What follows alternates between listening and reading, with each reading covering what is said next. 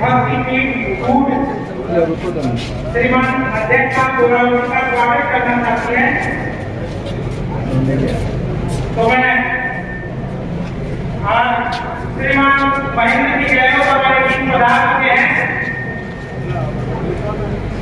श्रीमान महेंद्र जी गहलोत अध्यक्ष केस करापुर राजस्थान हमारे बीच पधार चुके हैं। मान सम्मान आदर पूर्वक मंच तक लेके आए। हमारे आयोजन करता सामने विराजमान गांव घड़ी घड़ी और संपूर्ण इलाके से पधारे सैन्य समाज के महानुभाव बुजुर्गों, रंग बिरंगे सभों में सजे धजे हमारे जिनको हम धरोहर कहते हैं, हमारे महापुरुष कहते हैं, महानुभाव सामने विराजमान नाथ शक्ति के रूप में माताओं, बहनों और मेरे नौजवान अमूल क्रांतिकारी साथियों, लोकतंत्र के चौथे स्तंभ के रूप में पधारे तमाम हमारे इलेक्ट्रॉनिक मीडिया और प्रिंट मीडिया के सभी साथीगण, आप सब लोगों का मैं आयोजनकर्ताओं की तरफ से, सैन्य समाज की तरफ से, मंच पर विराजमान सभी मंचासी हमारे अग्रिम सेनापतियों की तरफ से, मेरी तरफ से, राजस्थान सरकार की तरफ से, केस करापुर की तरफ से बहुत बहुत स्वागत और बहुत बहुत अभिनंदन। मेरी गुजारिश है, पीछे लोग अभी देवाईश सिंह जी बोल रहे थे, लेकिन पीछे जो लोग बैठे थे हमारे पीछे, उन्होंने मेरी बात को सुना नहीं सुना, वो अपनी बातों में मशगूल थे। और कुछ लोग सामने पंडाल से बाहर की ट्रैक में खड़े हैं। मैं इन दोनों महानुभावों से कहना चाहूंगा कि कृपया 2 मिनट कोई आदमी, कोई 200 किलोमीटर से आया है, कोई 500 किलोमीटर से आया है, जोधपुर से 700 किलोमीटर से आया है, सबकी बात सुनो। ऐसा समय कम मिलता है, इसलिए मैं कहना चाहूंगा कि मैं 2 मिनट बोलूंगा, आप शांति बनाए रखें। मैं जो भी बात कहूंगा वो समाज के लिए कहूंगा, आने वाले पीढ़ी के बारे में कहूंगा। और मैं धन्यवाद देना चाहूंगा कि आज इस नीले आसमान की छत के नीचे आप सभी लोगों ने एक ऐसा आयोजन किया है कि आपने समाज के उन प्रतिभाओं को तराशा है, समाज के उन हीरों को तराशा है जो आने वाले समय में समाज को, इस देश और प्रदेश को नहीं हारने का। छात्रों को इस मंच में सम्मानित किया, कोई 99% नंबर लेकर के आ रहा है, कोई 98% नंबर लेकर के आ रहा है, कोई 95% नंबर लेकर के आ रहा है, कोई 90% नंबर लेकर के आ रहा है। मैं समाज के लोगों से कहना भी चाहूंगा और आयोजकों को धन्यवाद इस बात का देना चाहूंगा कि हमारा समाज बौद्धिक रूप से बहुत मजबूत है। हम लोग वो लोग हैं जो जन्म से लेकर मृत्यु तक मानव जाति के साथ में रहते हैं। हम वो लोग हैं जो ईमानदारी में, वफादारी में, मेहनत में और संघर्ष में हमारा इस देश को दुनिया में नाम, चाहे किसी बड़े भागशाली का महल हो, किसी बहुत बड़े राजा महाराजा का महल हो, किसी शेर साहूकार का बंगला हो और किसी बहुत बड़े चौधरी साहब का दरवाजा हो, अगर चौकी से देखे और चूल्हे पर अगर किसी महिला की और किसी पुरुष की अगर विश्वास पर अगर एंट्री है तो नहीं। हमारे रोम में, हमारी खून की बहती हुई धाराओं में और हमारे डीएनए में विश्वास नाम की चीज ठूस के भरी। राव साहब, इसका इतिहास उठा के देख लो, दुनिया का इतिहास उठा के देख लो, आज तक किसी नाई पर, आज तक किसी सैन्य समाज के बेटे पर, आज तक किसी सैन्य समाज की महिला पर चोरी का, जारी का और डाके का मुकदमा दर्ज। राजा की कुर्सी पर राज करने वाले राजा बैठते थे, आज भी राजा की कुर्सी पर राज करने वाले राजा लोकतंत्र है, डेमोक्रेसी, जनता से चुन करके आते हैं और आपकी सेवा करते हैं। वो राजा से कम नहीं, वो जरूर कुर्सी पर बैठते थे और बैठते हैं, लेकिन उनका पॉलिटिकल एडवाइजर, उनके राजनीतिक सलाहकार नहीं हुआ। मैं बड़े दुख के साथ कहना चाहूंगा कि हमारी मेहनत में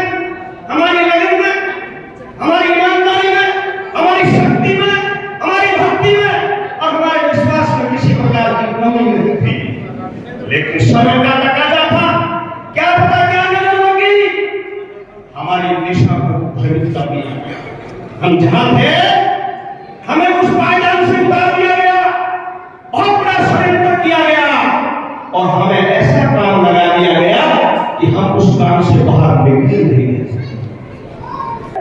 हम राजनीति में कोसों दूर है, हम आर्थिक रूप से कमजोर हैं, हमारी कनेक्टिविटी बिखरी हुई है, हमारा नेटवर्क गड़बड़ाया हुआ है। इस बदलते हुए परिदृश्य में आज कोई भी काम हो, कोई भी घड़ी हो, कोई भी प्रदेश का कोना कोना हो, कस्बा हो, चाहे जिला मुख्यालय हो, चाहे संभाग मुख्यालय हो, हर जगह आपको नाई मिलेगा।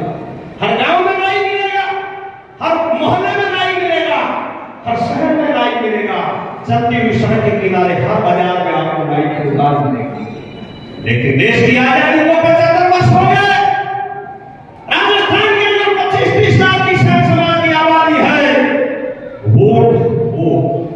वोट की बात, राजस्थान की 200 विधानसभाएं हैं, कम से कम 150 विधानसभाएं ऐसी है जहां पर 7 और 8 हजार सैन समाज के लोग हैं और 40 विधानसभा 50 विधानसभाएं ऐसी है जो डिवीजन हेडक्वार्टर्स जिला मुख्यालय है, वहां पर 14,000 और 15,000 समाज के लोग हैं।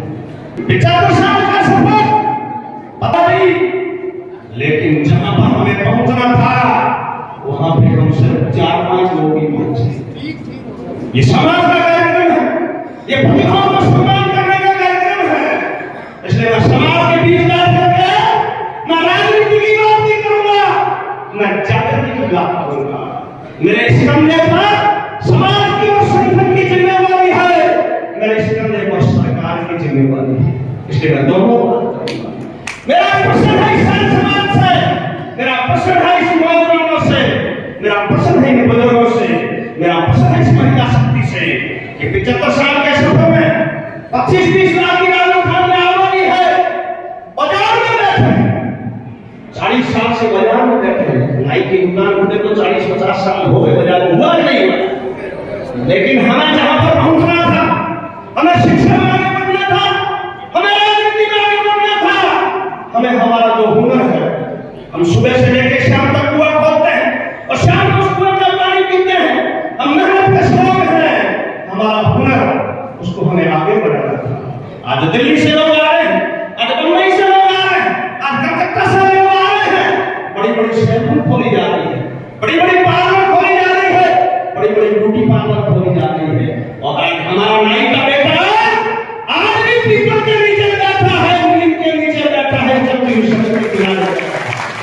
हम आगे नहीं बढ़े। ये बात है, इसलिए मैं आप लोगों को कहने के लिए आया हूं कि राजनीति में भी भाग लो, सामाजिक कनेक्टिविटी को बनाए रखो, शिक्षा की तरफ आगे बढ़ो।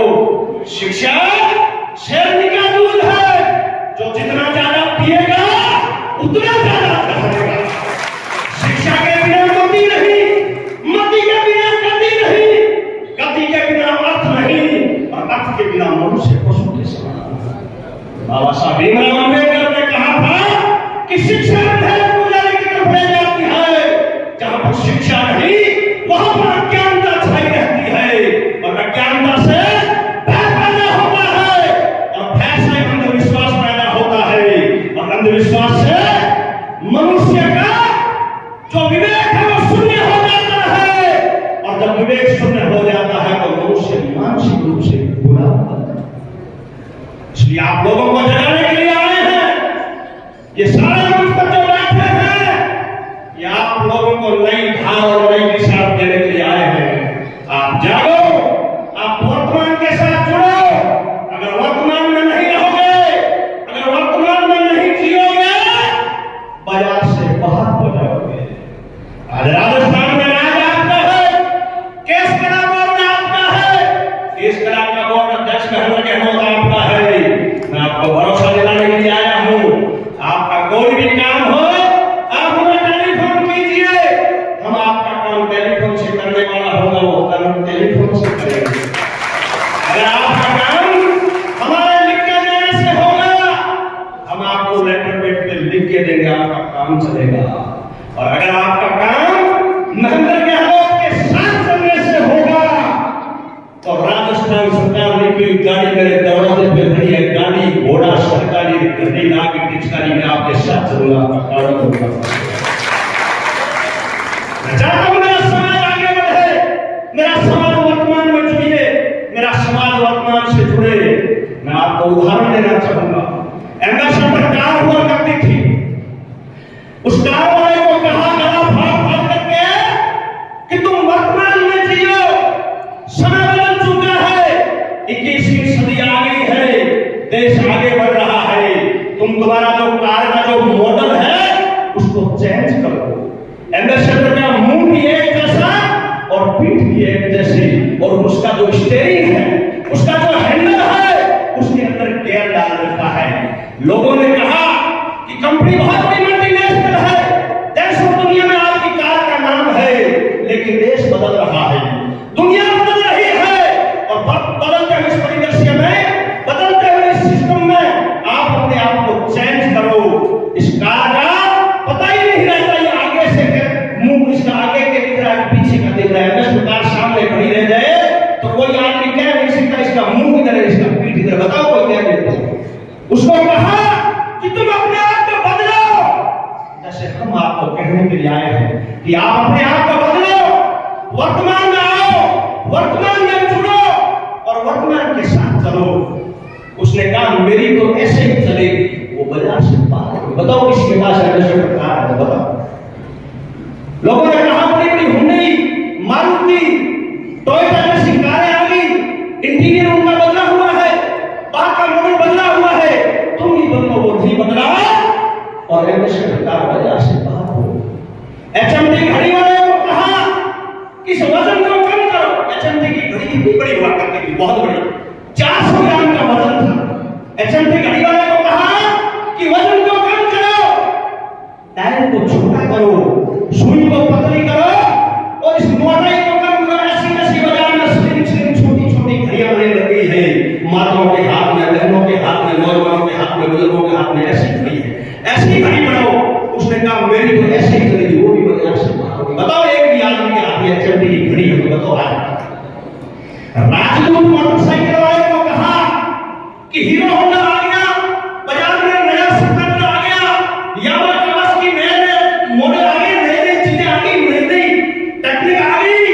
आप भी अपने इस मोटरसाइकिल का ज्यादा नहीं कर सकते, एक चाबी चेंज करो, क्योंकि राजदूत की मोटरसाइकिल की चाबी से मोटरसाइकिल लॉक नहीं होता था, और दूसरे मोटरसाइकिल में चाबी से मोटरसाइकिल लॉक हो जाते हैं, उनकी चोरी होती थी। और दौड़ने वाला सुबह है वो भी अगर डाल करके कोई किक मारता तो मोटरसाइकिल स्टार्ट हो जाता था। उसको कहा कि तुम्हारा हैंडल मत बदलो, तुम्हारा मॉडल मत बदलो, तुम्हारी लाइफ भी मत बदलो, तुम्हारा इंजन भी मत बदलो, तुम तो सिर्फ इतनी सी चाबी चेंज करो। उसने कहा मेरी तो ऐसी चलेगी, बताओ रात को मोटरसाइकिल वो भी बाजार से बाहर।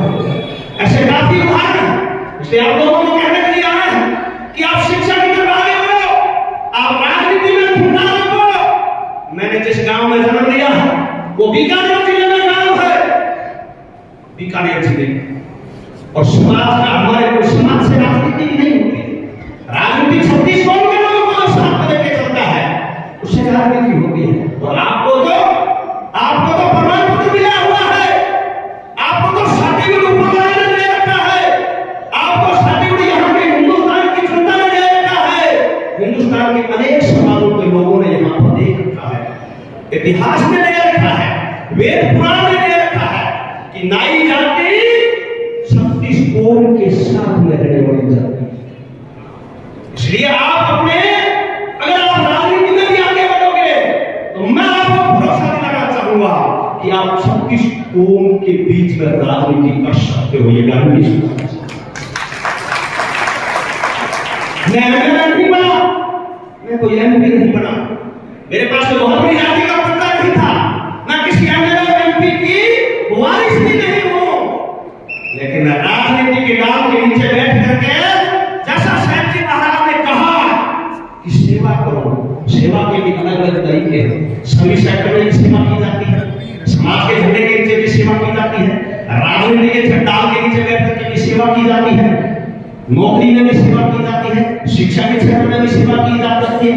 सेवा करने के तरीके बहुत हैं, इसलिए एमएलए नहीं बना, एमपी नहीं बना, लेकिन राजनीति ऐसी ईमानदारी से की कि आज राजस्थान की सरकार ने राजस्थान के राज्य में और लोकप्रिय मुख्यमंत्री माननीय अशोक गहलोत जी के दरबार में एक नाई की कुर्सी राज्य मंत्री की कुर्सी के नाई।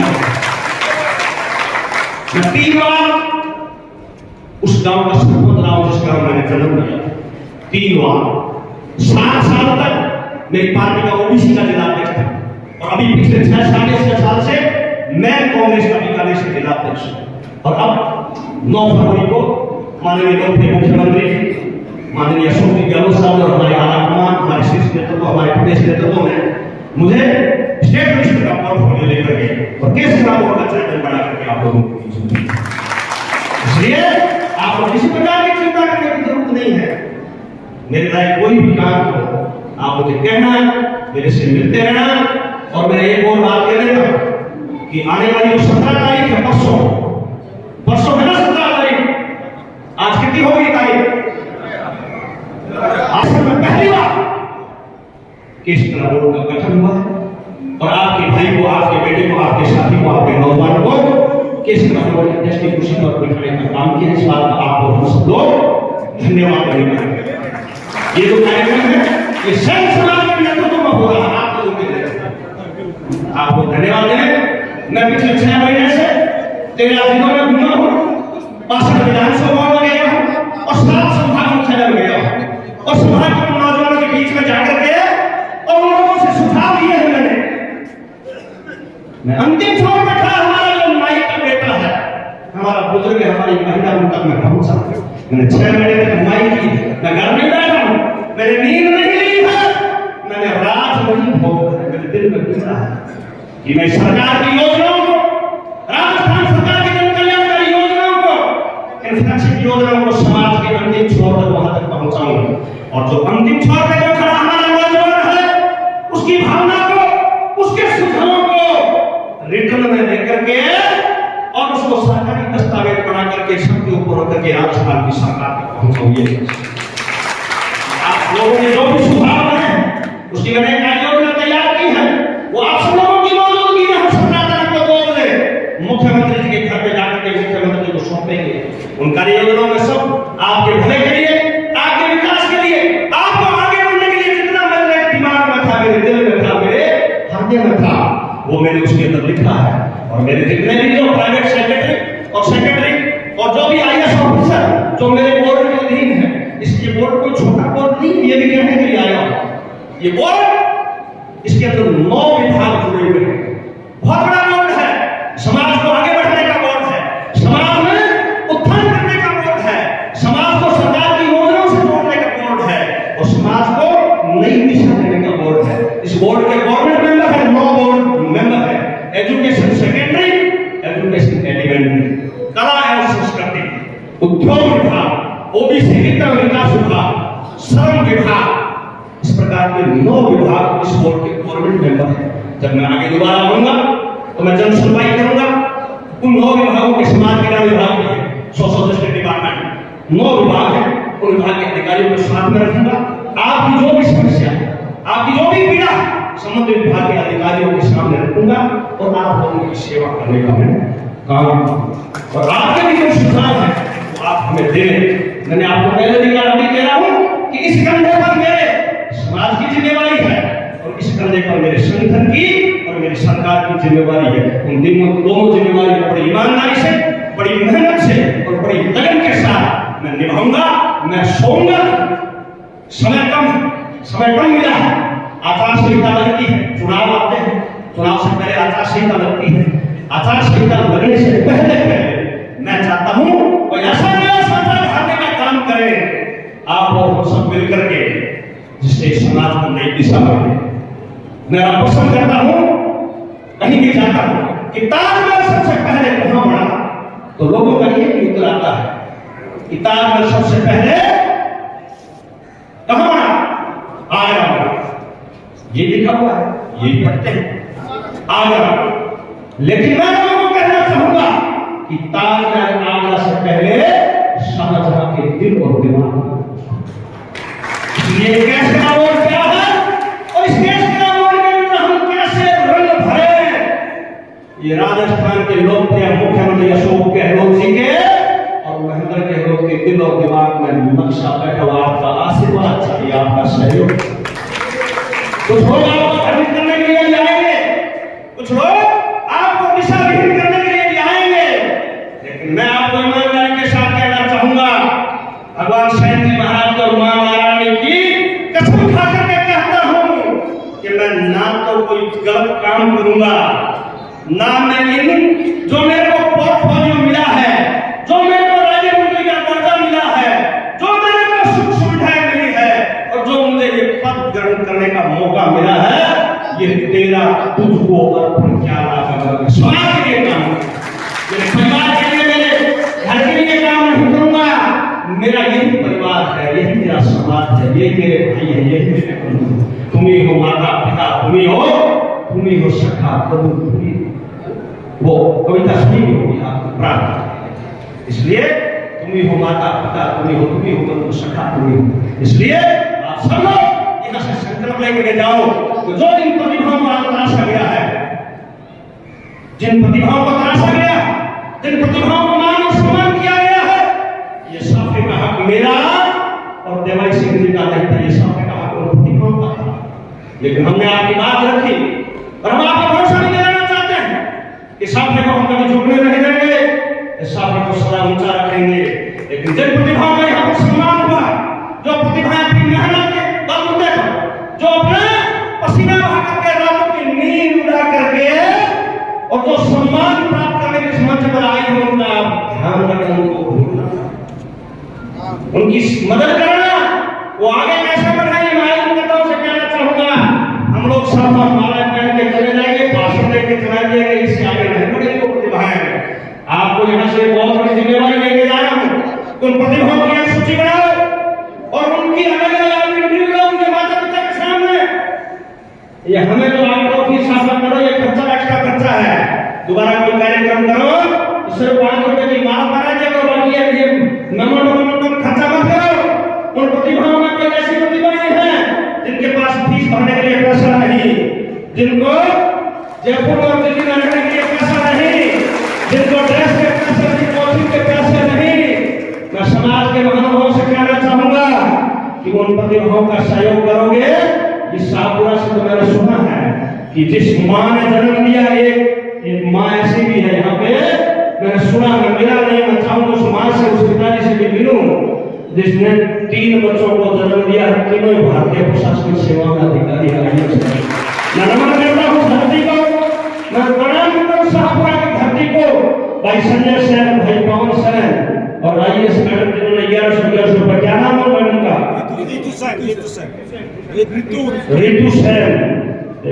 वो परिवार, हो सकता है हमारे पास जमीन है, धन है, दौलत है, माया है, राजपाट भी है, लेकिन उस परिवार के मुकाबले में हम कभी नहीं पहुंच सकते। वो परिवार आगे बढ़ेगा, देखना उस परिवार के, जिस परिवार में 3 बहन भाई हो और तीनों ही IAS और IPS हो, उस परिवार का मुकाबला कोई नहीं। ये हमारे समाज की गौरव की बात है। इसलिए आप लोगों को भी उनसे प्रेरणा लेनी चाहिए और इस कार्यक्रम से प्रेरणा लेंगे। और मैं आप लोगों से भरोसा देना चाहूंगा कि ये 17 तारीख को प्रोग्राम हो जाए, उसके बाद में केस कला बोर्ड का कार्यालय झालाना डूंगरी कार्यालय क्या हो रहा है। इस सितंबर के महीने में नवरात्रि लगते ही मां जगदम्बा के जब नवरात्रि शुरू हो, उसमें मोहर करके और कार्यालय खोल दिया जाएगा। मेरे नंबर सामने कर रखे हैं, वहां पे मुझे पूरा स्टाफ मिला हुआ है, पूरा बिल्डिंग मिली हुई है, पूरी व्यवस्था चाक चौबंद है। आप जयपुर कभी भी, पहली बात आपको जयपुर मेरे काम के लिए आना नहीं पड़ेगा। आप मेरे को टेलीफोन करोगे तो मेरे सेक्रेटरी मेरे स्टाफ अपने आप आपको अटेंड करेगा, मैं ऐसी व्यवस्था बना दूंगा। और अगर आप जयपुर आओगे, आप ऑफिस आना, आपको सारी सुख मान सम्मान लाड प्यार जो आपने मेरे को दिया है, मैं इस मान सम्मान को ग्रहण करते हुए आपके मान सम्मान में कमी नहीं आने दूंगा। और राजस्थान के अंदर आपको कोई भी काम हो, अच्छा भला काम, जिसमें हमारा समाज आगे बढ़े और दूसरे समाजों को भी लगे। लोग कहते हैं नाई बड़े होशियार होते हैं, कहते हैं नाई बड़े चतुर होते हैं, लेकिन मित्रों मैं आपको कहना चाहूंगा, हम समय के साथ नहीं चले, हम पिछड़ गए। आज हम जिस पायदान पे खड़े हैं हम बहुत पीछे हैं, दुनिया की दौड़ में नहीं है। हमारे समाज के आज से 37 साल पहले एक राज्यसभा सांसद बने, कमलनाथ जी कुमार, एक ही बने। हालांकि उन्होंने 7 साल तक राज्यसभा में काम किया। देश के प्रधानमंत्री राजीव गांधी जी थे, प्रदेश कांग्रेस की अध्यक्ष कुर्सी पर अशोक गहलोत जी थे।